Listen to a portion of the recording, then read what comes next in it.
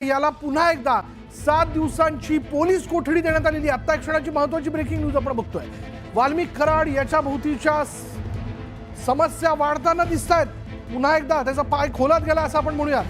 अधिक तपशील आपण जाणून घेणार आहोत. आमचे प्रतिनिधी बालाजी निरफळ या सगळ्या घडामोडींवरती लक्ष ठेवून आहेत. बालाजी, विशाल, ज्या पद्धतीने आज कोर्टात मोठ्या पद्धतीने युक्तिवाद जो झालेला आहे त्याच्यामध्ये 7 दिवसाचा जो आहे तो पोलीस कोठडी जी वाल्मिक कराड यांना देण्यात आलेली आहे, सुनावण्यात आली आहे.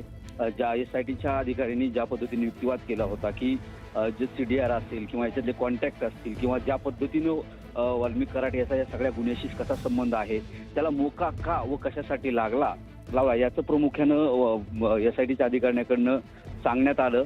आणि त्यानंतर जी आहे ती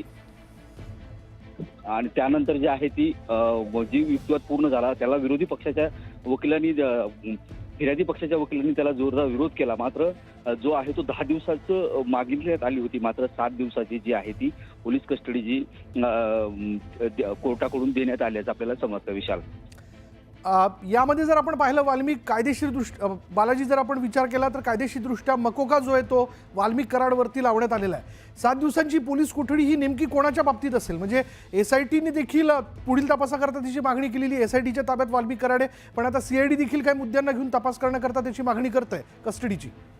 विशाल, SITचे अधिकारीच आज जे आहे ते कोर्टात आपली बाजू मांडत होते. कुठल्या पद्धतीने सगळा त्यांनी तपास केलेला आहे, कोणत्या मुद्द्यावरती सगळा तपास केला. विशाल, याच्यात महत्वपूर्ण एक बघितलं पाहिजे की ज्या पद्धतीनं याच्यात मागणी केली जात होती की CDR, त्याचे कॉन्टॅक्ट तपासा, मोबाईलचं लोकेशन तपास किंवा मोबाईलवर कशा पद्धतीने कॉन्टॅक्ट झाला. ज्या संतोष देशमुख यांची हत्या झाली त्या दिवशी जो कॉन्टॅक्ट तिघामध्ये झाला त्याचा पुरावा जो आहे तो कोर्टात असल्याचं SITनं सांगितलेलं आहे.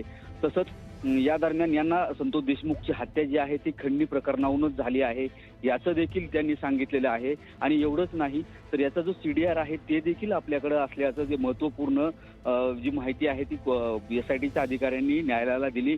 न्यायालयानं त्यानंतर युक्तिवाद सगळा ऐकून घेतला. न्यायालयानं हाही प्रश्न उपस्थित केला विशाल की याच्यामध्ये फक्त तुम्ही टेक्निकली आणि फोनचेच पुरावे सांगतायत का, हेच आहे का. याचा न्यायालयाने सुद्धा विरोध पक्षाची उलट तपासणी याच्यात जी केलेली आहे. मात्र याच्यात एक विशाल बघायला पाहिजे की 10 दिवसाची मागणी केली होती सरकारी पक्षाने, वकिलांनी त्याला अनुमोदन दिलं होतं. मात्र न्यायालयानं जी आहे ती 7 दिवसाची कोठडी पोलीस कस्टडी जी आज सुनावलेली आहे. आता या 7 दिवसात जे आहे याच्यामध्ये जसं SITच्या अधिकाऱ्यांनी सांगितलं होतं की वाल्मिक कराड यांचा इतर या गुन्ह्याशी सगळा तपास आहे, जुने गुन्हे देखील त्यांनी त्याच्यात सांगितले होते, त्याचा तपास करायचा आहे.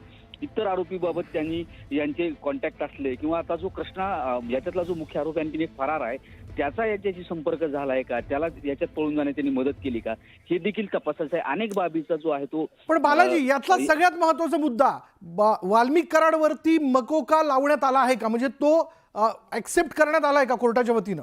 निश्चितच विशाल, आता याला हेच म्हणावं लागेल की जर आज 7 दिवसाची पोलीस कस्टडी जर न्यायालय सुनावत असेल तर तो त्याच दृष्टीने त्या कलमाच्या अंतर्गतच. आणि दुसरं विशेष म्हणजे याच्यामध्ये बीड जिल्ह्याच्या मकोक न्यायालयातच ही सुनावणी झाली आणि त्यानुसार ही 7 दिवसाची पोलीस कस्टडीला देण्यात आली. त्यानुसार हा मकोका कायदा जो आहे तो लावण्यात आलेला आहे.